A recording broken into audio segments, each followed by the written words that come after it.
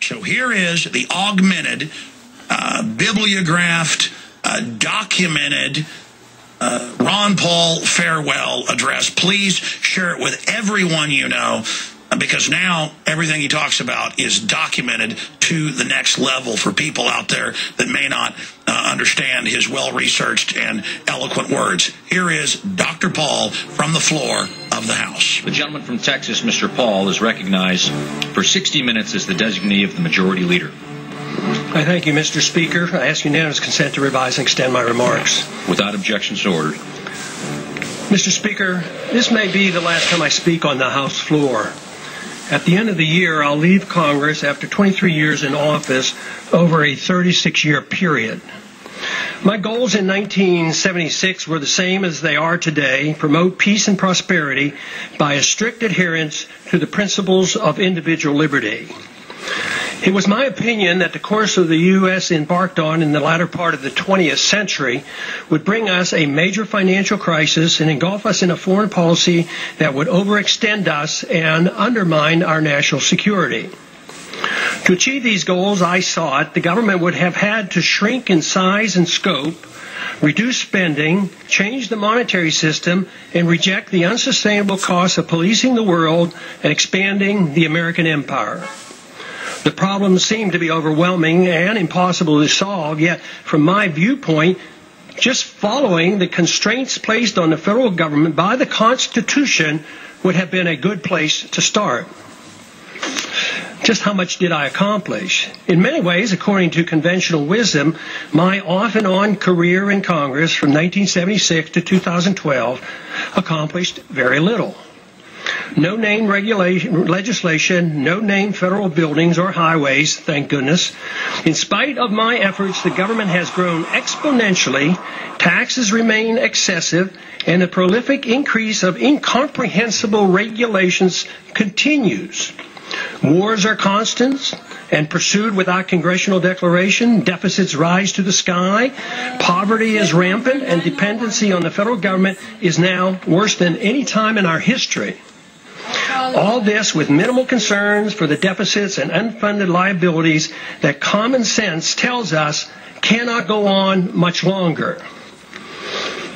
A grand but never mentioned bipartisan agreement allows for the well-kept secret that keeps the spending going. The American economy was falling off the cliff in the fall of 2008 and the first months of his administration. And he put in place the most creative, the most forceful set of economic measures we have ever done as a country. And because of that, we prevented a second Great Depression, and the economy has now been growing for more than a year and a half. More than 2 million jobs in the private sector since job creation started again. Faster job creation than the last two recoveries. One side doesn't give up 1 penny on military spending. The other side doesn't give up 1 penny on welfare spending. While both sides support the bailouts and the subsidies for the banking and the corporate elite. And the spending continues as the economy weakens and the downward spiral continues. As the government continues fiddling around, our liberties and our wealth burn in the flames of a foreign policy that makes us less safe. The major stumbling block to real change in Washington is the total resistance to admitting that the country is broke. This has made compromising just to agree to increase spending inevitable, since neither side has any intention on cutting spending. The country and the Congress will remain divisive since there's no loot left to divvy up. Aren't we all just living and dying for what the central banks do? To answer your question, we are absolutely slaves to central banks, and we'd love to be slaves of the economy, but the economic numbers continue to do nothing but trend. Is this global governance at last? Is it one world, the central bankers in charge? Without this recognition, the spenders in Washington will continue to march toward a fiscal cliff much bigger than the one anticipated this coming January.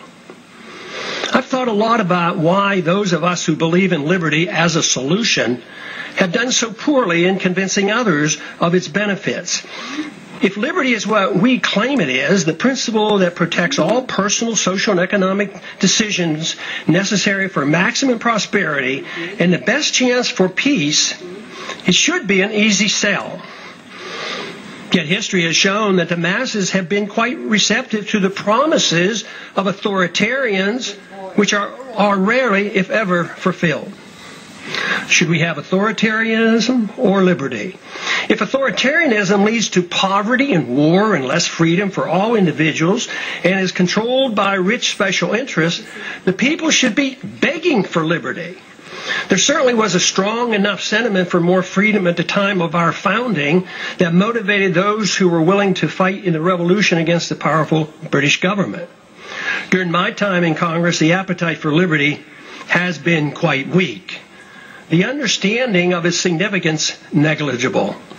Yet the good news is that compared to 1976, when I first came to Congress, the desire for more freedom and less government in 2012 is much greater and growing, especially in grassroots America.